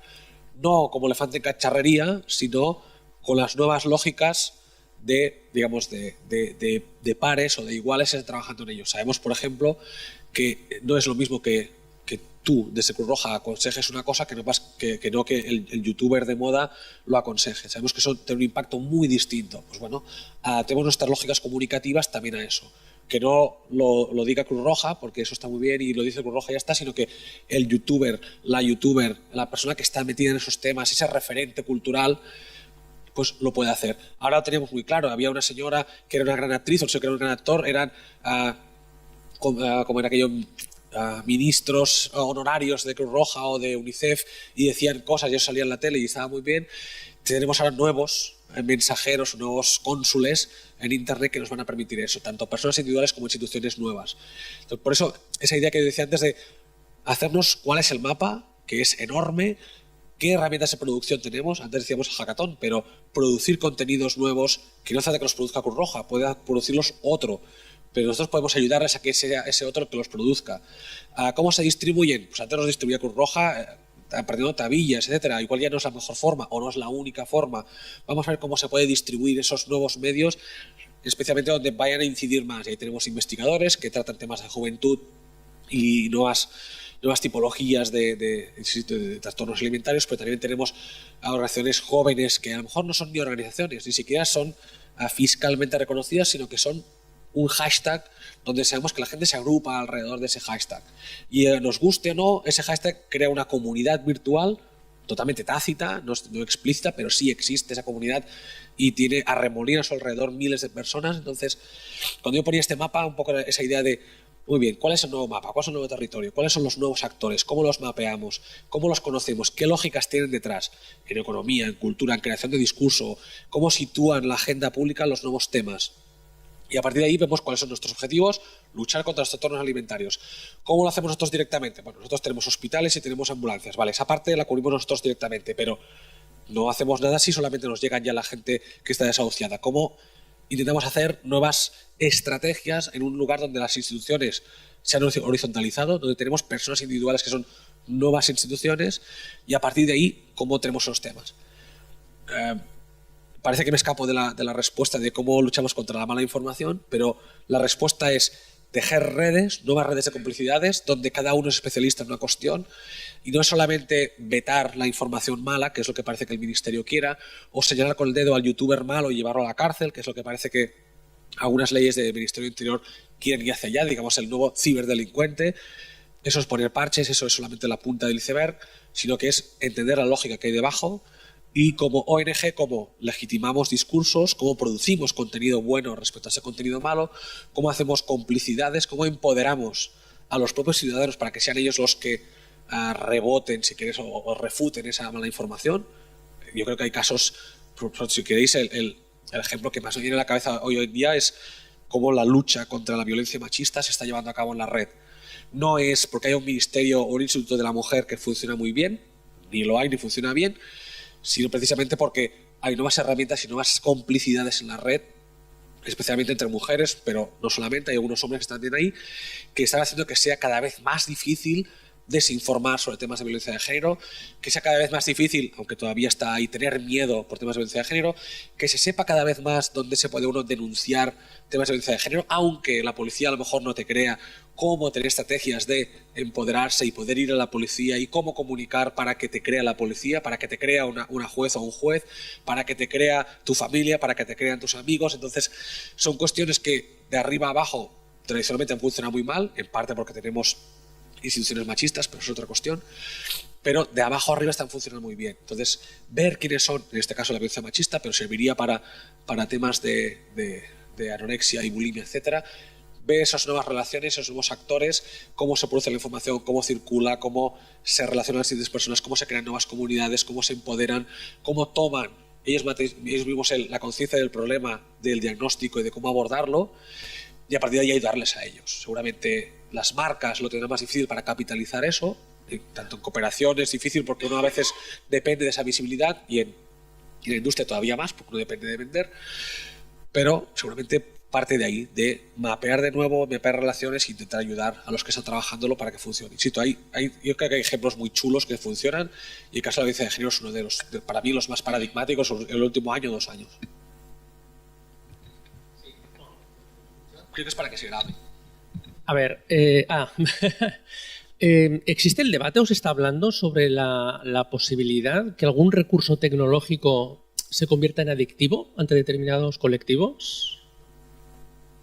Por ejemplo, crear un foro para determinados temas y que se convierta al final en un canal de distribución tipo WhatsApp, ¿vale? Yo tengo gente cercana en casa de mis padres, por ejemplo, con 70 años, pero están enganchadísimos. Y en el momento que reciben un WhatsApp, además con un tono de estos en plan, he recibido un WhatsApp, dejan lo que tengan que hacer, aunque estén comiendo, y van a contestar ese WhatsApp porque ¿qué pensará el otro si no contesto inmediatamente? Un ejemplo, Es decir, recursos que pueden estar pensados para facilitar y ayudar a determinados colectivos, pero que puedan convertirse en una adicción. Y ahora, que no tendrá nada que ver, pero con la declaración esta de la OMS de que determinados videojuegos se van a considerar como adictivos y tal, porque te alejan de determinada realidad o de tu contexto o de tu entorno, ¿está en el debate también que algunos recursos tecnológicos puedan llevar algún tipo de adicción a determinados colectivos? Hay un consenso brutal a nivel científico, después en la calle hay otro consenso. Pero en el científico hay un consenso espectacular de que ni los videojuegos ni la tecnología y tal crea adicción en absoluto. Más allá de casos patológicos que les crea adicción cualquier cosa, digamos, hasta mirar debajo de las mesas. Entonces, realmente el consenso es espectacular, de que no hay adicción ni en videojuegos, ni en tecnologías, ni en foros, ni en WhatsApps, ni en nada, más allá, insisto, de 2 o 3 casos que se hacen adictos a lo que les caiga entre manos. La reflexión que hay después de esta afirmación súper categórica, y insisto, está muy apoyada por estudios de todo tipo, es de nuevo ver la sintomatología y ver qué causas hay detrás. Ahora, perdonad el ejemplo, pero seguramente lo reconoceréis muy, muy claro, A mí me distrae la tecnología de mi trabajo, pero nunca he dejado de tener sexo a medio, digamos, coito, por atender un WhatsApp, ¿no? Entonces, el problema igual es que mi trabajo no me motiva, pero el sexo me motiva, entonces ahí es donde vemos qué es lo que pasa. Hago esta broma, pero lo hemos entendido todos, Todo el mundo deja de trabajar por un WhatsApp, o antes nos íbamos a fumar o nos íbamos a hacer cosas, pero nadie deja de estar en la cama con su pareja por un WhatsApp. En el caso, no sé si es el caso de los abuelos o no, pero seguramente habría que ver si es realmente qué pensará o es realmente hasta qué punto mis relaciones afectivas, socializadoras, se pueden ver condicionadas. Entonces, vamos un poco más atrás. ¿Esa herramienta de WhatsApp es adicción o es un canal de socialización que antes, como estoy discapacitado, no podía salir, en caso de mis abuelos, de un quinto piso sin ascensor, entonces como no podía salir de casa, me moría de asco en mi casa y en cambio ahora WhatsApp me permite una ventana hacia afuera, ¿no? El problema es que el WhatsApp es adictivo, el problema es que WhatsApp me ha dado una cosa que antes necesitaba mucho y que ahora la tengo. Igual es que el WhatsApp es un sucedáneo de los nietos que no van a verme. Entonces, de nuevo, la terapia no es vamos a demonizar el WhatsApp, sino vamos a hacer que los nietos vayan a ver a los abuelos. Lo hago un poco así en tono jocoso, pero lo que, insisto, lo que la investigación nos está diciendo es que se está demonizando primero los videojuegos o la tecnología por unas cuestiones que, al menos en el DSM-4, no existen, en la patología, en la psicología, no están ni tipificadas ni nada, porque realmente no responden a lo que definimos como adicción, de que no se puede dejar, etcétera, síndrome de abstinencia, etcétera. Y lo que estamos viendo es precisamente lo contrario. Es una salida a unas necesidades, en este caso de socialización, muy fuerte, que nos están indicando hacia dónde iban las cosas. Entonces, el tema de WhatsApp y compañía van hacia aquí. El caso de los jóvenes, por ejemplo, que es uno de los grandes casos, jóvenes, los grandes casos está todo el día enganchado a WhatsApp. Bueno, lo que veíamos antes es que la gente dejaba de hacer los deberes para poder ir a la calle, al bar o a jugar a la calle. Si uno podía, cuando tenía 13 años, estaba todo el santo día en la calle, todo el día socializándose con sus compañeros en la calle y no haciendo los deberes en casa, normal.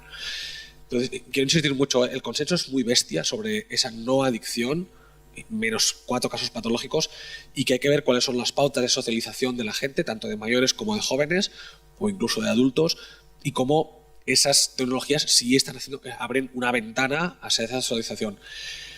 Luego habría que ver si esas ventanas están sustituyendo otras prácticas y el por qué. Es decir, preferimos ligar en Tinder que hacerlo en un bar. Bueno, entonces vayamos también hacia atrás. Lo que queríamos antes era casarnos o queríamos tener sexo rápido y placentero, o queríamos antes drogarnos para evadirnos de una realidad muy dura, o queremos drogarnos como un tema lúdico. Esta es otra cuestión. Es decir, la tecnología como droga, muy bien, pero las drogas sabemos que tienen como mínimo 2 grandes vertientes. Una lúdica, que es realmente que uno controla, pongo comillas en todas partes, pero uno controla y hace específicamente para tener una buena tarde un viernes, una buena noche un sábado. Y otra muy distinta es que viene de un entorno psicosocial o sociocultural muy distinto, que es de evasión, que es de salir de un agujero de exclusión social, de problemas familiares muy graves. Claro, aproximar las drogas en un caso o en el otro son muy distintos. Entonces, de nuevo, ese WhatsApp, ¿qué hace? ¿Sustituye qué?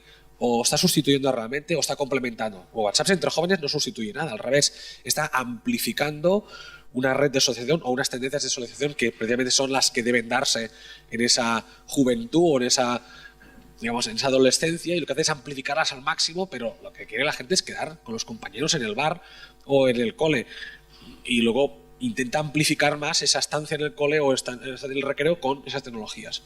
Entonces, de nuevo, vamos a ver, una, no son adictivas, 2, son el reflejo de algo, y ese algo es amplificar algo bueno / natural, o sustituir o amplificar algo bueno, algo malo o pernicioso que estaba pasando en otras partes, ¿no? Entonces yo creo que vale la pena dar ese paso hacia atrás.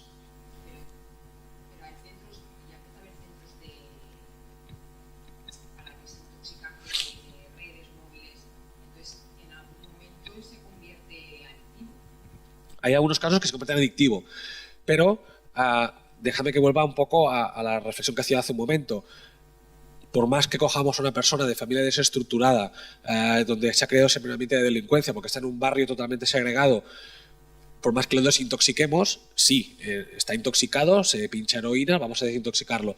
La probabilidad de que reincida a los 3 días de salir de la clínica es del 99%. Entonces, sí es cierto que esa persona está enganchada a la heroína, sí es cierto, puede ser cierto que esa persona esté enganchada a WhatsApp o lo que sea, pero insisto, la investigación que hacen los compañeros de psicología es que el 99% de los casos no es tanto que uno esté enganchado a esa tecnología, sino que la utiliza como multiplicador o evasor de otras cuestiones mucho más profundas. Creo que en el ámbito, por ejemplo, de las drogadicciones, de drogas duras, está muy trabajado que más allá de la cuestión más paliativa o más biosanitaria de que esa persona se desenganche físicamente de la heroína, hay que trabajar en el ambiente social, hay que trabajar por darle un trabajo, darle una formación y, si puede ser, abstraerlo de un ambiente de exclusión social, de delincuencia, etc. Sí, está enganchado a la heroína, eso es cierto. En el caso de la tecnología, insisto, salvo casos muy patológicos, que alguno hay, pero insisto, son minoritarios, son muy pocos a juzgar por las... Yo no es mi caso, que no es mi terreno, no es mi tema. Pero por lo que dicen los compañeros de psicología son mucho menores que lo que generalmente atribuimos o que lo que generalmente decimos, y que lo que hacen es reflejar otras prácticas que, insisto, en el caso de los adolescentes están todos enganchados a WhatsApp y en realidad están enganchados a la socialización, que es lo que uno espera de esas edades. ¿Hay clínicas? Sí, Chumari Alfaro dijo anteayer que el cáncer se cura pensando en que no lo tienes, o que... No os riáis, o sea, hay mucha gente, y ahora no quiero poner el dedo en la llaga o a señalar a nadie, pero hay muchas clínicas sobre adicciones al sexo, adicciones a la tecnología, que tienen tanto fundamento como la homeopatía. Entonces, perdonad que entre en este tema delicado, pero para mí la homeopatía no tiene debate. A lo mejor hay alguno que sí, crea que sí, entonces tenemos un problema, ¿no? Y hay algunas cuestiones que no están fundamentadas en... desconozco los casos de clínicas, insisto, algunos casos sí están diagnosticados en tecnología, son los menos y obedecen a otras patologías o otros vectores de exclusión social mucho más fuertes y que son los reales.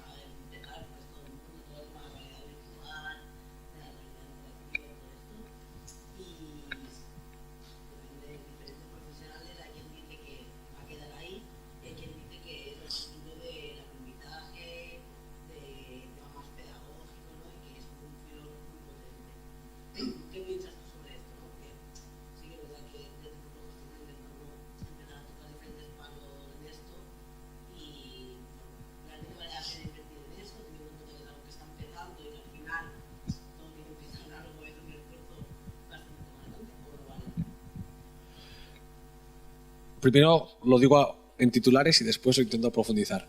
Sí, será una pasada, será, no sé si hegemónico, pero sí creo que la virtual tiene un futuro muy, muy, muy importante en cómo la humanidad se define y actúa. Lo digo así a lo bestia, ¿eh? Y sobre el invertir, pues no lo sé. Cada uno sabrá el rendimiento que puede tener eso tanto a corto como a medio plazo. A largo plazo, insisto, creo que sea muy claro. A corto o a medio uno tendrá que ver el coste de oportunidad. Si no quiere invertir y tiene 20 años para invertir en ello y luego va a ser capaz de, como una hipoteca, un banco, ¿no? Un banco puede dar muchas hipotecas porque después en 20 años va a cobrar esos intereses. Si desde cooperación al desarrollo se podrá hacer, no lo sé. Ya intento bajarlo. Una cosa sobre la que cada vez hay más consenso a nivel educativo es que se aprende haciendo, y se aprende haciendo sobre todo cuando hay una emoción vinculada muy fuerte. El 3D, sobre todo cuando hay 3D, o sea, realidad virtual. Entendemos que la realidad virtual lo que tiene de nuevo con la realidad no virtual, si queréis, es la interacción en 3D. Es decir, que yo puedo tocar y coger cosas que antes no podía. Antes lo hacía con un ratón, entonces tenía un mundo en 3 dimensiones en la pantalla, o más o menos una simulación en 3 dimensiones, pero el input era 2D. Si habéis visto Iron Man, sabéis de qué estoy hablando. Entonces Iron Man, el hombre este diseña su armadura, no con un ratón o un lapicero óptico, sino que realmente tiene una realizador en 3D de la maqueta y físicamente mete la mano dentro del guante, que es una realidad virtual, es un holograma, pero responde a sus estímulos, y él incluso, como lleva un guante también dentro, tiene tacto, digamos, tiene sensaciones de frío, de calor, etcétera, y puede cambiar la realidad. Entonces ese input en 3D, eso será una pasada. En 2D, o si queréis en 3D, lleva años simulándose temas de simuladores de vuelo. Entonces, afortunadamente, los pilotos ya no matan a nadie aprendiendo a pilotar. Lo hacen en una cabina, que no es una cabina física, pero que en el fondo es realidad virtual, porque ese avión solo tiene 2 metros de largo, no tiene 200 metros de largo y no estrellas a 200 personas con ellos, sino solamente a ti. Pero eso claramente es físico, es la idea de ese aprendizaje virtual. Yo creo, probablemente no en 20 años ni en 50, en 50 a lo mejor sí, pero que aprenderemos a hacer una remediación cardiopulmonar en 3D en realidad aumentada. Estoy prácticamente seguro que eso se va a conseguir, sí o sí, con diferentes sensores, con trajes, pero sea realidad aumentada. Entonces, creo que sí vale la pena invertir en 3D porque eso será así. la parte más fácil, si queréis, no sé si habéis estado en Medina Zara. Pues Medina Zara es una ciudad, digamos, que está en Córdoba, que es que las ruinas de la ciudad, pero tú solamente ves las ruinas y te imaginas cómo puede ser aquello de verdad. Con unas gafas de realidad aumentada lo verías reconstruido, pero no chocas contra las paredes, ¿no? Entonces, una primera parte es cómo aprendemos con ese 3D. La experiencia de usuario sea muy distinta, pero, insisto, cuando tengamos trajes de realidad virtual con los que todos podamos interactuar con la realidad virtual y nos den retorno, la interacción va a ser una pasada. Y aprenderemos a pinchar a la gente con 3D, aprenderemos a hacer relación con cartón puro en 3D, y no solamente aprenderemos, sino que tendremos un retorno brutal con muchos datos de que si estamos apretando el esternón demasiado arriba o demasiado abajo, si estamos pinchando una arteria o una vena, si estamos pinchándole de canto o estamos de través. Entonces realmente aprenderemos muchísimo. No, pero además, que es la parte para mí importante, no solamente aprenderemos más o mejor, sino que yo estoy seguro que cambiará la forma como nos relacionamos entre nosotros mismos. Hablábamos de sexo hace un momento. Yo creo que en un futuro no muy lejano tendremos sexo con nosotros mismos en 3D. Además, la industria del sexo está... No, es verdad, o sea, pero no con muñecas o muñecos, sino que lo haremos con unos trajes que nos darán a un aporte sensorial y nos permitirá acostarnos con quien queramos y además tener una sensación más o menos real, reproducida, pero real, de eso. Significará que podremos aprender a pilotar aviones, podremos no solamente aprender, sino a pilotarlos y a tener la sensación parecida a ese piloto. De hecho, ahora mismo la tecnología más o menos ya existe. El problema tiene dos problemas. Uno, el coste que tiene, que es extraordinario, y por tanto no se puede democratizar, y después que todavía la computación no nos permite que esa animación, que ahora son unos pocos polígonos, pueda ser millones y millones y millones de polígonos y el procesador pueda procesarlos al tiempo necesario para dar un retorno más o menos creíble de que estamos en el mundo real. Pero a veces eso suceda y es cuestión, insisto, de poco tiempo o relativamente poco tiempo, cambiará cómo nos relacionamos con nosotros mismos, cómo nos relacionamos con el entorno, cómo hacemos videoconferencias donde nosotros estaremos aquí y realmente creeremos que estamos aquí. Entonces creo sinceramente que sí vale la pena invertir. Ahora mismo el coste es muy elevado, probablemente la Corporación de Desarrollo no puede invertir directamente en ello, pero sí puede proponer problemas, si queréis, graves o claves que permitan hacer eso. En el caso de la automoción, perdón, de la aviación, ahí el retorno de la inversión estaba muy claro. En lugar de estrellar aviones que valen millones de euros, vamos a estrellarnos virtualmente, entonces ahí valía la pena invertir. Ahora mismo pincharle a alguien mal y que le salga sangre, pues más que un guantazo no nos puede llevar a ninguna parte, ¿no? Pero habrá que ver, seguramente en temas de formación y de desarrollo.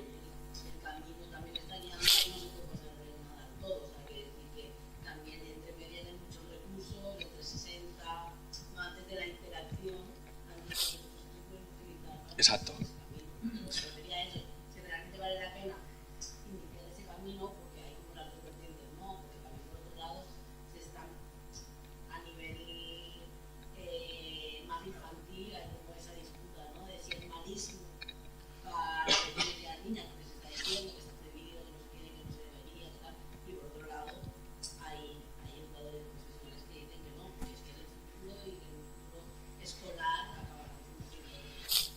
Yo creo que será la realidad virtual será como los coches, estarán en todas partes, si queréis, como la televisión. Estará en todas partes, será totalmente hegemónico y normal, como sonarse los mocos con un pañuelo de papel. Eso a muy largo plazo, sobre todo por el coste de la tecnología que tiene ahora mismo. Pero eso yo creo que 99% cierto creo que será así. Lo que sí podemos hacer, digamos, desde el ámbito más del tercer sector, es priorizar hacia dónde va eso. El sexo solamente no es una parte que nos interese mucho, aunque además ya habrá mucho dinero ahí metido. Y una parte que nos interesa mucho al tercer sector es el de acompañamiento. Entonces, una cosa que la tecnología no ha conseguido resolver todavía es la sensación de presencia física, de presencia real de las personas. Y en cambio sí sabemos que tanto para la adopción de la tecnología como para que funcione su impacto, esa sensación de presencia física es muy importante.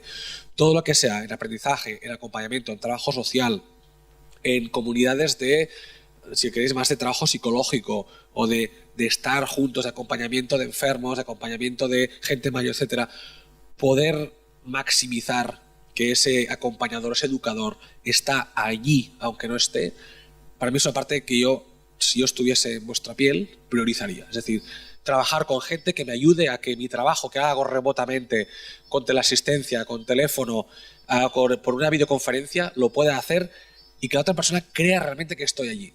Y os pongo un ejemplo que os parecerá lacrimógeno y frívolo y que lo simplifico, pero que un abuelo pueda creer que yo estoy allí, aunque yo no esté allí, va a ser un cambio brutal en los tratamientos de 1000 cosas, incluso de la medicación de ese abuelo. Y ese abuelo ahora podemos hacer con voluntarios, que es como Cruz Roja lo hace pues, la mayor parte de las veces y funciona genial, pero siempre nos dejamos una parte de gente que no va a estar allí. Poder llegar al 100% de la gente con tecnologías más o menos muy pervasivas o muy de presencialidad y que nos ayuden a estar con ese abuelo que siempre nos lo dejamos al margen porque no tiene tecnología, porque no está en una zona urbana, porque es totalmente analfabeto en temas tecnológicos y no sabe ni prender el Skype, etcétera. Si yo estuviese en cooperación en temas de cuidados sociales y trabajo social, priorizaría al máximo que alguien me ayude a eso. Y además, volviendo a lo de antes, alguien lo podrá comercializar en temas de, insisto, sexo, que es muy comercializable, y yo intentaré no comercializarlo y al cambio intentar tener un impacto brutal en temas de envejecimiento activo, de teleasistencia, de empoderamiento de tal. Entonces ahí, por ejemplo, es una vía que yo creo que el tercer sector puede trabajar muchísimo, en temas de telepresencia, si queréis. Doy unas explicaciones muy largas, me parece.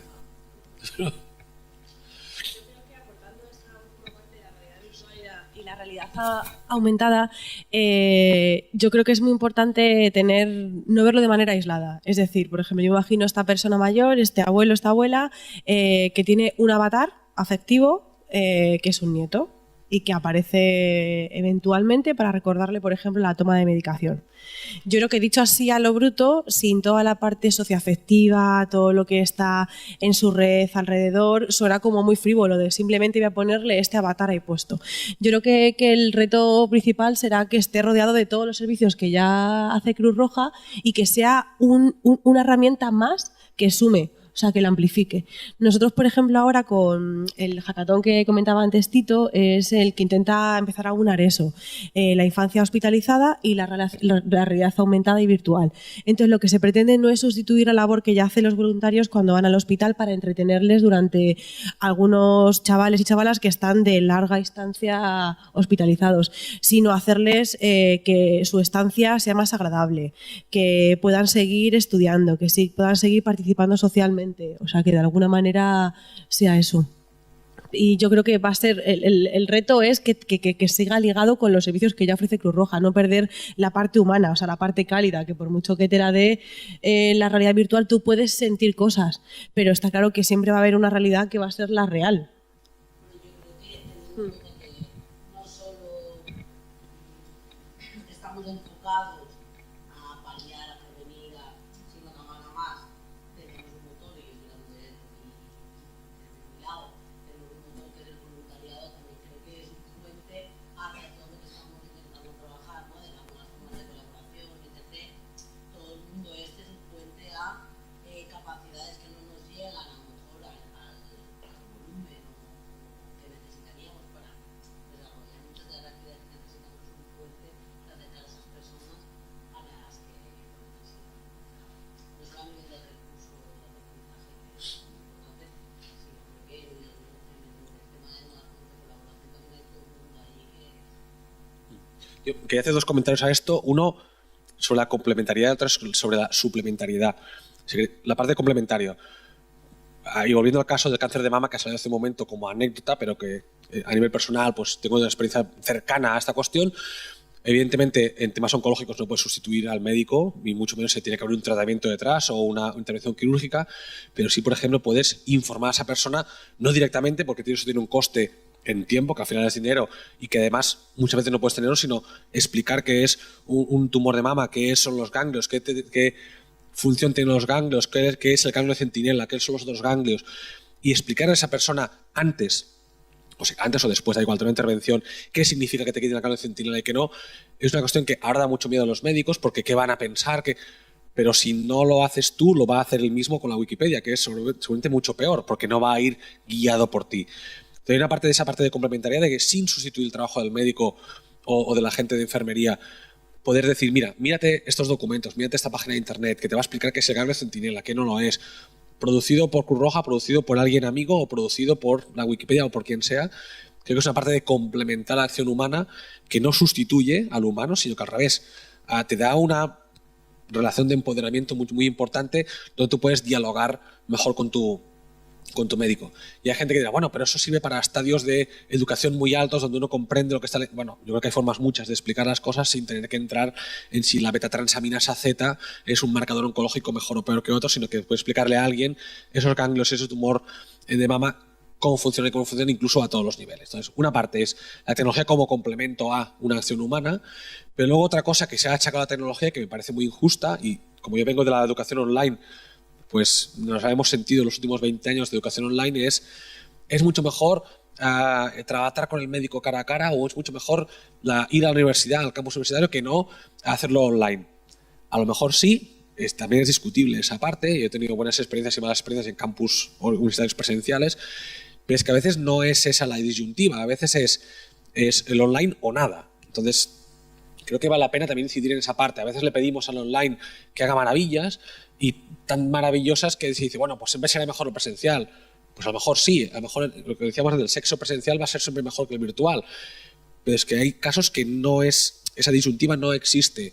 Para zonas rurales, aisladas, o para personas que viven solas, que no tienen familiares cerca, pues no puede ir al médico, no puede ir a la universidad, y no puede decir que o es online o se queda fuera, o hay teleasistencia o se queda fuera. Y fuera quiere decir que se queda fuera y se muere de inanición, o se muere porque no puede pagar la luz o el gas, o se muere porque no utiliza bien aquello, o es que poco se muere porque eso pasa. O sea, la gente se muere porque no tiene contacto con los humanos, y a lo mejor tecnológicamente podemos llegar. Es que sería mejor que fuese un voluntario Cruz Roja físicamente. Sí, claro que sería mejor, pero es que esa no es la disyuntiva. Entonces, creo que hay que evitar eso de lo mejor enemigo de lo bueno, e intentar que hay veces donde uno debe, entre comillas, rendirse e intentar, pues si lo bueno no puedo conseguir, a lo mejor no puedo conseguir, vamos a lo segundo. Lo segundo, luego podríamos hablar, ¿no? Si puede ser complementario a otras acciones, o incluso si la formación mixta puede ser mejor incluso que la presencial sola. Pero también escapémonos un poco de a veces ese debate donde nos lleva a la sociedad de sería mejor lo presencial. No, claro que sería mejor, pero es que no puede ser. No puede ser porque no tengo acceso físico, o porque con el dinero que tengo no llego a todo el mundo. Entonces escojo si con ese dinero llego a todo el mundo virtualmente o llego solo a la mitad. ¿A qué mitad llego? ¿Con qué criterio voy a dejar esa otra mitad fuera? Bueno, pues hay que ser conscientes de lo uno que uno tiene y dónde puede llegar. Entonces, creo que esos dos debates de complementariedad y falsa suplementariedad, donde realmente no es que uno sustituya a los humanos, sino que sustituye la nada más absoluta, también es una cosa que debemos hacer pedagogía nosotros.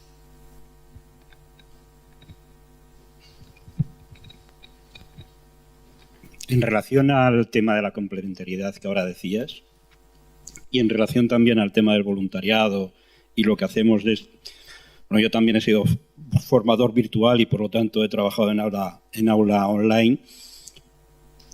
Lo que es la realidad aumentada trasladada a las comunicaciones, lo que sí que podía propiciar por una parte es en relación al tema del voluntariado. Precisamente hace pocos días vi una noticia de que el voluntariado en España se había reducido en 300.000 voluntarios este año, 2017. Pues bueno, sin quitar el papel del voluntario, pero un voluntario que ahora hace un acompañamiento a una persona mayor en 4 horas, porque se tiene que desplazar, estar 1 hora con la persona mayor o con quien sea, y volver, a lo mejor podría hacer 4 actuaciones en el mismo periodo de tiempo sin desplazarse, siempre que la realidad virtual sea lo que estamos diciendo, mucho más próxima, que dé la sensación de cercanía y demás. Y en el tema de la formación pasa exactamente lo mismo. Rompería la barrera entre lo que es la formación online y la formación presencial, porque a fin de cuentas tú podrías tener un aula distribuida en el territorio, sea nacional, sea mundial, da lo mismo, y tú podrías interactuar con cada una de las personas con las que estás entrando. Yo creo que el gran reto realmente está en trasladarlo a lo que son los sistemas de comunicación, igual que el teléfono supuso para el tema de la teleasistencia, para toda una serie de cosas, un avance. La realidad aumentada en las comunicaciones puede ser el gran reto del futuro. Ese es mi teléfono, lo siento. 3 comentarios a esto. Uno, el que has dicho tú, de optimizar el tiempo del voluntario. Y ahí nada que añadir, digamos, ¿no? Ya lo hemos hablado, y es esa optimización que la tecnología nos permite. Pero hay otras 2 cuestiones que se refieren precisamente hacia adentro. Es decir, cuando hablamos de tecnología o de teleasistencia o de asistencia, tendemos a pensar mucho en nuestra relación con el beneficiario de la ayuda o de la cooperación, pero muy poco hacia adentro. Es decir, vamos a formar a la gente online. Bueno, pero ¿y nuestros voluntarios los formamos online? Esa es otra cuestión, ¿no? O vamos a hacer comunidades de práctica entre enfermos y cuidadores. Ya, pero ¿hacemos comunidades de aprendizaje dentro de nuestros voluntarios para que ellos mismos se enriquecen a sí mismos? Un proyecto que además inicialmente hicimos con Cruz Roja hace, pues no sé, unos 15 años con la UOC, era precisamente esa parte de voluntariado virtual donde al final uno se sale por arriba, digamos, cuando tiene 20 años es muy fácil ser voluntario, a medida que tiene trabajo y responsabilidades familiares se acaba saliendo. Entonces la sociedad le plantea un dilema que es falso, que es o vienes a Cruz Roja o a Amnistía Internacional o donde sea a cooperar cada sábado o no te queremos, ¿no? Entonces, ostras, hay un lugar para ese voluntario virtual que yo desde mi casa, a la hora del café, en el trabajo o el domingo, mientras los niños están haciendo los deberes, puedo ser voluntario. Y es una parte que todavía hoy, sorprendentemente, se plantea muy poco, digamos, de ese voluntario, de ese trasladar hacia adentro la tecnología y no solamente hacia afuera. Y luego otra cuestión que tiene que ver con el dato que has dado, y es que, aunque es verdad, sí, es solamente cierto que la gente está abandonando, iba a decir en masa, vamos a decir que está abandonando tanto el voluntariado como el compromiso, el activismo político. Todos los sindicatos, los partidos políticos y las ONG ven como su personal, si queréis, no asalariado, está yéndose. Esta gente no se está yendo al sofá. La mayoría de ellos, insisto, también con datos en la mano, se van a hacer cosas. Lo único que lo hacen es fuera de las instituciones. ¿Por qué? Por mil motivos. El caso de los partidos políticos es uno, solamente las ONGs es otro. Pero el corsé institucional, ese tener que coincidir en el espacio y en el tiempo, no tener posibilidad de hacer iniciativas propias porque vienen de arriba a abajo, etcétera, etcétera, etcétera, hace que vayan a ambientes mucho más flexibles y horizontales. Creo que en España, en el caso de la PA, la plataforma de afectados por la hipoteca, es un caso paradigmático de organización que ni siquiera tiene NIF, así que no existe. Si uno dice que hace voluntario de la PA, no va a salir las estadísticas del ministerio porque no existe como tal, pero que tiene miles de personas trabajando allí o colaborando con la PA. Y en cambio ha tenido un gran éxito. Entonces, vamos a ver también, además de la parte de voluntariado virtual o internamente, cómo vamos a esos caladeros de gente muy comprometida socialmente, pero que se han ido de la ONG por mil motivos que sea, ¿no? Y convertimos cosas que ahora mismo no se consideran voluntariado en ser voluntario. Y déjame que vuelva al tema de la violencia de género en Internet. Si ahora decimos que retuitear un tuit antimachista es voluntariado, pues os vais a reír todos. No, voluntariado es irse a Tanzania a luchar contra el cólera y a potabilizar agua y que la gente no se muera de diarrea, de disentería, pero hacer un tuit en Internet, bueno, pues yo personalmente creo que sin comparar el compromiso social que significa irse un año a evitar el cólera potabilizando agua con un retweet, no voy a comparar eso, pero creo que hoy en día en España es mucho, mucho, mucho más difícil no ser machista, sino decir que uno lo es, o tener comportamientos machistas que hace pues un año. Yo creo que eso es así, y una parte importante es la comunidad de personas que, tanto por Internet como por otros aspectos, han conseguido imponer un relato o una agenda pública que es francamente antimachista comparado con hace un par de años. ¿Eso se ha conseguido con voluntariado? Pues explícitamente, y si vamos a la definición de voluntariado de Cruz Roja, seguramente no. Pero pensar que eso no es trabajo solidario, que eso no es trabajar por unos derechos humanos, que no es trabajar por la igualdad, también me parece muy injusto, porque hay gente que está ahí militando y haciendo muchas cosas. Si lo hiciese en una asociación de, por ejemplo, Amnistía Internacional trabajando por la mujer, sería voluntariado. Como está todo el día metido en Internet intentando cambiar esas prácticas, no lo es. Bueno, seguramente tenemos ahora mismo un gran reto delante como organizaciones del tercer sector de cómo que eso trabaje para nuestros objetivos, o mejor dicho, cómo nosotros ayudamos a esas personas que están trabajando ya por los mismos objetivos que nosotros, pero en una relación de voluntariado muy distinta. Algunos le llaman casual, voluntariado casual, o de tiempo real, o llamadle como queráis, que además son gente, muchos de ellos, que están en ONGs. Pero, ostras, que nos hace un reto, que es cómo redefinimos el voluntariado, o si queréis, la acción cívica, para que no se mezclen las cosas, pero cómo esa acción cívica acaba teniendo un impacto real. A lo mejor no es una persona que hace muchas cosas, son miles de personas que hacen cosas prácticamente ínfimas, que a título personal es verdad que son mucho menos comprometidas, pero que si le damos la vuelta, lo veamos al objetivo final y lo que se consigue, a lo mejor es tan equiparable o más con lo que están haciendo grandes instituciones. ¿Eso es bueno o malo? Eso es así. Por tanto, negarlo no nos lleva a ninguna parte. 2, vamos a no juzgarlo por el compromiso social, sino por los resultados finales. Y 3, podemos hacer algo complementario desde las instituciones, desde las organizaciones con esas personas, miles de ellas, que seguramente también donan a Cruz Roja, o donan a Intermón, o donan a Misa Internacional, o donan a médicos, o donan a... pero que ya no creen que su acción esté el sábado por la tarde allí pues trabajando, sino que lo hacen de otra forma distinta. Entonces yo creo que a mí me gusta decir siempre que no es o una cosa o la otra, sino que es un mapa que se ha abierto y hemos visto que el terreno no era aquello que teníamos mapeado, sino que es mucho más grande y que habrá que convivir con ese nuevo mapa, los nuevos actores, las nuevas prácticas y entonces verlo ahí. Entonces para mí esa parte es el gran reto, porque las organizaciones no lo hacemos bien, no estamos acostumbrados, hablo en primera persona del plural porque la universidad le está pasando exactamente lo mismo, pero que está ahí y negarlo o mucho menos demonizarlo, como decíamos antes de las adicciones, la verdad es que no nos lleva a ninguna parte, sino al revés. Ese mapa nos excluye a nosotros, es decir, nosotros no nos excluimos, sino nos excluye a nosotros. Entonces viene un 15M, nadie nos interpela y nos sorprendemos porque la sociedad no nos tiene en cuenta. Pues igual una parte de culpa también es nuestra. Bueno, pues vamos a ir cerrando ya, porque creo que también los compañeros pueden esperar que volvamos para el trabajo. Muchísimas gracias por tu colaboración. Yo creo que has tocado además con muchos palos que cada uno a lo mejor en nuestras áreas nos llevamos a ir de aprendizaje, de reflexión, y ya también te tenemos identificado para futuras colaboraciones o reflexiones o por lo menos consultas. Muchísimas gracias. Nosotros.